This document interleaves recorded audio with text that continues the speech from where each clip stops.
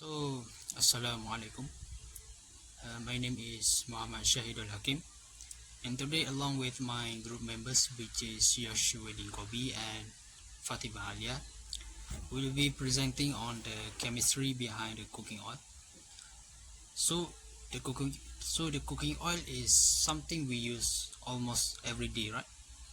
But have you ever thought uh, what it actually is?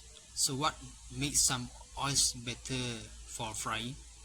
While the others are healthier for our hearts. So in this presentation, we will explore the science behind cooking oil, from its chemical composition to its role in our diet, and even how different oils react under heat. So let's get started. So for the first slide, we'll take a look at the importance of cooking oil in our daily life and its significance. So cooking oil plays a key role in food preparation because we use it for frying, baking, or even roasting. Uh, so when we fry food, let's say, we make the food crispy and flavorful. And meanwhile, if we bake the food, uh, we will adding some moisture and texture to cakes and pastries. And also when we roast food, it can enhance its flavors and cooking food, and it will cook the foods evenly. But did you know that the oil isn't just about cooking, because it's also nutritionally essential. So the oils provide a concentrated source of energy.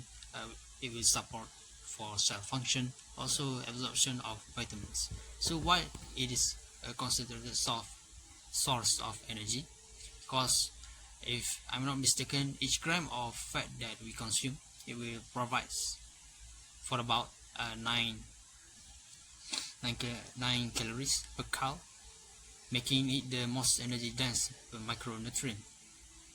And also it can support for cell function because our body needs fats to build cell memories and also hormones. And also it's crucial for absorption of vitamins to our body, because vitamins A, D, E, and K. So these four vitamins are fat soluble. So meaning we can only absorb them properly when we consume oil. So without cooking oil, not only would our food taste different, but our bodies would not function as efficiently either. Okay. So here for the second slide, we talk about the chemical composition of the cooking oil. So now let's break down what cooking oil is made of. So cooking oil is primarily composed of triglycerides and also fatty acids, and along with some minor components like antioxidants. And let's we take a look at the triglycerides first, which is the backbone of oil. So these triglycerides are molecules that made of one glycerol molecule and three fatty acids molecule. So these fatty acids will determine the oil's properties, such as whether it is solid or liquid at the room temperature. And also here we have the types of fatty acids in cooking oil. So there are three main types of fatty acids that we can find in cooking oils, like saturated fatty acids, monounsaturated fatty acids, and polyunsaturated fatty acids. So for the saturated fatty acids, we can find it in coconut oil, palm oil, or even butter. So these fats are stable at high temperatures, which is making them good for frying, but too much can also increase our cholesterol levels. So we have to control the consumption of it. And for the monounsaturated fatty acids, we can find it in olive oil and canola oil. So these fats are heart healthy and can withstand moderate cooking temperatures. Meanwhile, for the polyunsaturated fatty acids, we can found in sunflower. We can find it in the sunflower oil or even soybean oil. So they are good for heart health, but can degrade easily at the high heat temperature. And also there are minor components in oil besides triglycerides and fatty acids that I have discussed. The oils also contain antioxidants like vitamin, so this can prevent oxidation and keep the oil fresh.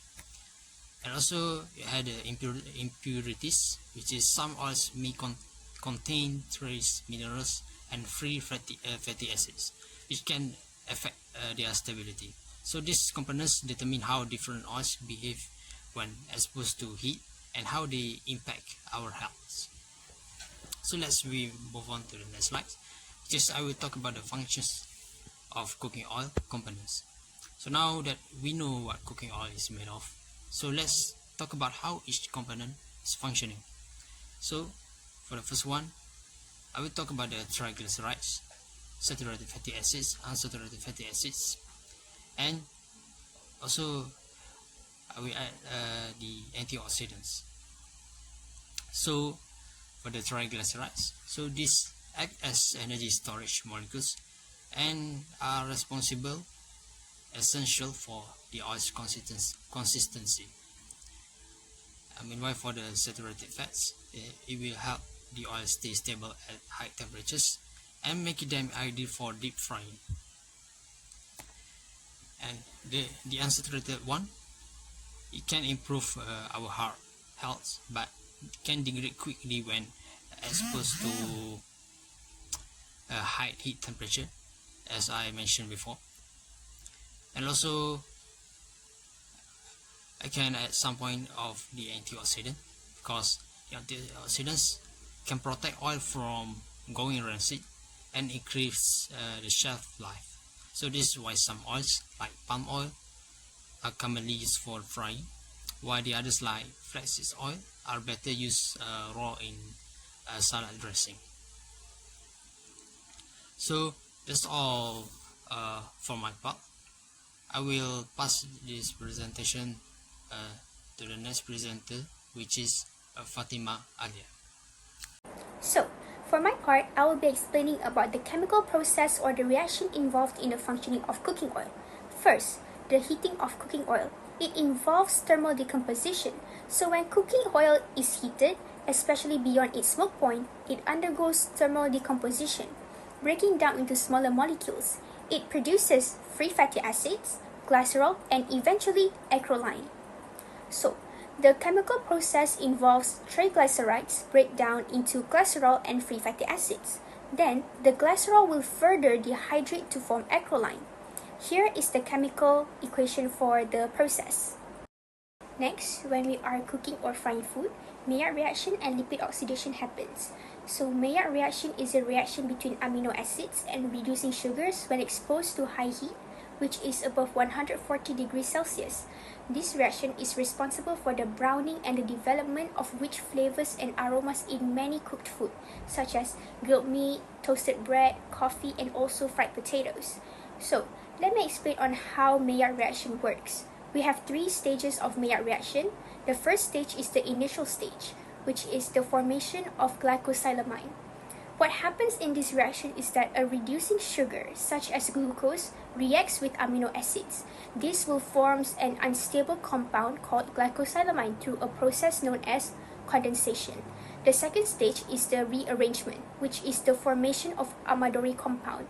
The glycosylamine arrangement to form a more stable compound called the Amadori product or even Haines product. The last stage is the advanced stage, which is the breakdown and polymerization.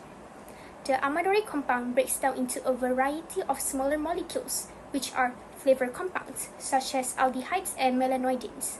So, melanoidins is a large brown color polymer that create the browning effect on the food's surface. Now, let me explain about lipid oxidation. So, lipid oxidation is the reaction of unsaturated fats in the oil with oxygen, especially at a high frying temperature. This process is especially important in cooking, food storage, and also frying because it affects both the taste and safety of the food. There are three types of lipid oxidation, which are autooxidation, photooxidation, and enzymatic oxidation. So, autooxidation is most common in cooking oils. It is a free radical chain reaction that occurs when unsaturated fats react with oxygen. This reaction happens in three phases, which are initiation, propagation, and termination. The second type of lipid oxidation is photooxidation. It is triggered by light exposure, especially UV lights. This oxidation is common in oils stored in bottles. Last but not least, we have enzymatic oxidation. So this reaction is catalyzed by enzymes such as lipooxygenase. So, last but not least, we have hydrogenation. It is a chemical process that is fairly important in the chemical industry. Some cooking oils undergo hydrogenation to make them more solid at a room temperature. For example, margarine. This process adds hydrogen to unsaturated fats and turning them into saturated fats. So, what exactly happens during hydrogenation? So, unsaturated fats have one or more carbon-carbon double bonds in their structure. These double bonds make the fats liquid at the room temperature. During hydrogenation, hydrogen atoms are added to these double bonds, converting them into single bonds. This turns the liquid oil into a more solid or semi-solid fats.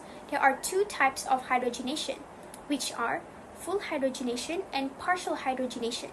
In full hydrogenation, all double bonds are converted into single bonds. This results in fully saturated fats which are very solid. Meanwhile, in partial hydrogenation, some double bonds remain while others are converted. This process can create trans fat which are harmful to our health. Partial hydrogenation produces semi-solid fats, such as margarine or vegetable shortening.